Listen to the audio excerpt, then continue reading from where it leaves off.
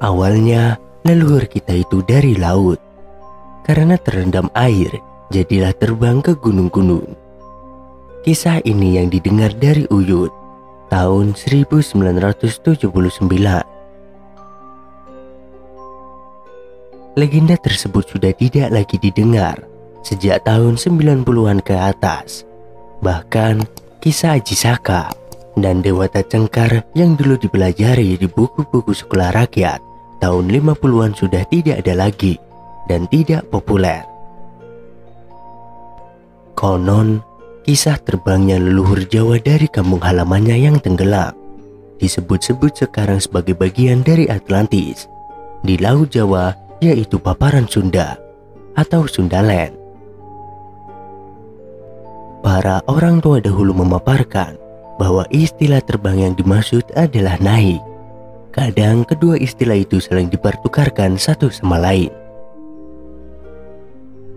Popularitas negeri kita sebagai Atlantis yang hilang akibat mencuatnya buku karya Profesor Arcio Santos, geolog dan fisikawan nuklir dari Brasil, yang menyatakan bahwa benua Atlantis yang senantiasa menjadi perbincangan hangat di dunia semenjak diungkapkan oleh Plato ternyata terletak di Indonesia.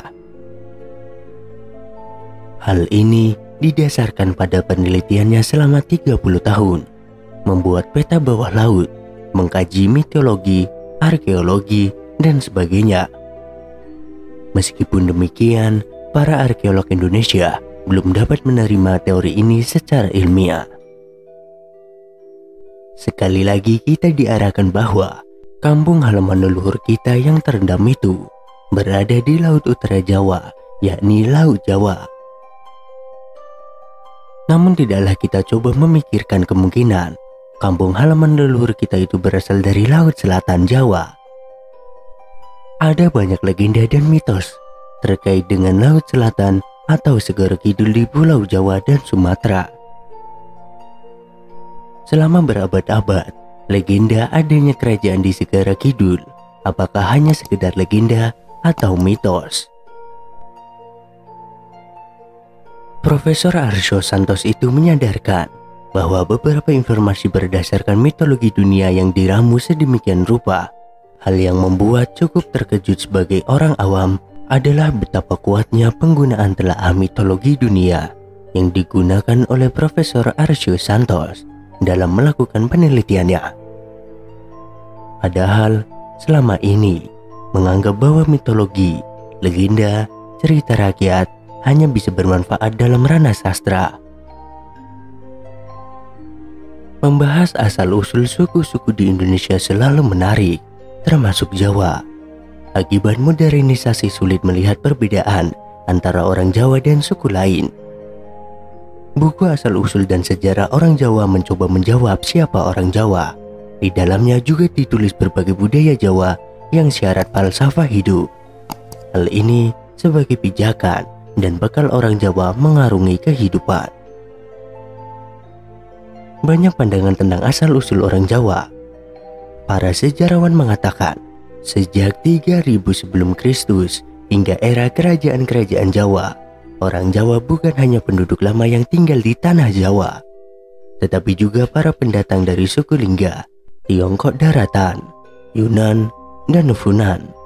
Ada juga dari Kasi, India Selatan, dinasti Kushana, India, keturunan Thailand, Siam, Turki, Arab, dan Champa.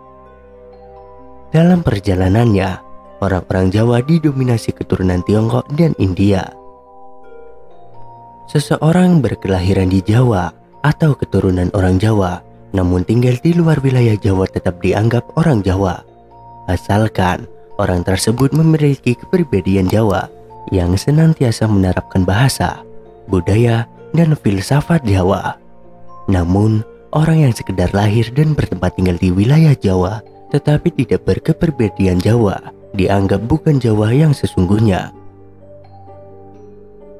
Legenda dan mitos di Pulau Jawa kerap berhubungan dengan sosok Nyi Roro Kidul atau Ibu Ratu Kidul, sang penguasa kerajaan Laut Kidul, Segoro Kidul. Kisah ini populer sejak zaman Kerajaan Mataram. Dikisahkan, Panembahan Senopati yang memerintah Mataram Islam tahun 1585 sampai 1601 pergi ke pantai selatan untuk bersemedi memohon petunjuk untuk menenangkan peperangan melawan Sultan Pajang. Konon, ketekunannya membuat Laut Selatan bergejolak. Istana Ratu Pantai Selatan yang berada di dasarnya porak-poranda karena kekuatan doa Panembah Senopati. Ratu Kidul pun keluar sarang, muncul di permukaan lautan. Dia tertegun melihat seorang pemuda gagah tengah bersemedi. Dia langsung jatuh hati dan bersimpuh di kaki Panembahan Senopati. Setelah bercinta 3 hari 3 malam di istana bawah Laut Selatan, Ratu Pantai Selatan pun berjanji akan membantu Senopati memenangkan peperangan. Ada hal yang lebih tua. Kisah Segoro Kidul berasal dari Sri Lanka, yaitu adanya benua yang tenggelam di selatan Pulau Jawa. Tak tanggung-tanggung, benua tersebut membentang dari Madagaskar, melewati pulau-pulau di selatan Indonesia hingga Australia. Pada abad ke-19, beberapa sarjana Eropa dan Amerika berspekulasi keberadaan benua yang tenggelam yang disebut Lemuria. Untuk menjelaskan kesamaan geologis dan kesamaan lainnya antara Afrika, Australia, India, dan Madagaskar. Suatu bagian dari kaum revivalis Tamil mengadaptasi teori ini, menghubungkannya dengan legenda Padian tentang tanah yang hilang ke lautan, seperti yang dijelaskan dalam literatur Tamil dan Sanskerta kuno. Menurut para penulis ini, sebuah peradaban Tamil kuno ada di Lemuria sebelum hilang ke laut dalam bencana. Pada abad ke-20, para penulis Tamil mulai menggunakan nama Kumari Kandam untuk menggambarkan benua yang tenggelam ini. Benua itu tenggelam ketika zaman es berakhir dan permukaan air laut mulai naik. Orang-orang Tamil kemudian bermigrasi ke tanah lain dan bercampur dengan kelompok-kelompok lain yang mengarahkan pada pembentukan ras, bahasa, dan peradaban baru. Beberapa juga berteori bahwa seluruh umat manusia adalah keturunan dari penduduk Kumari Kandam.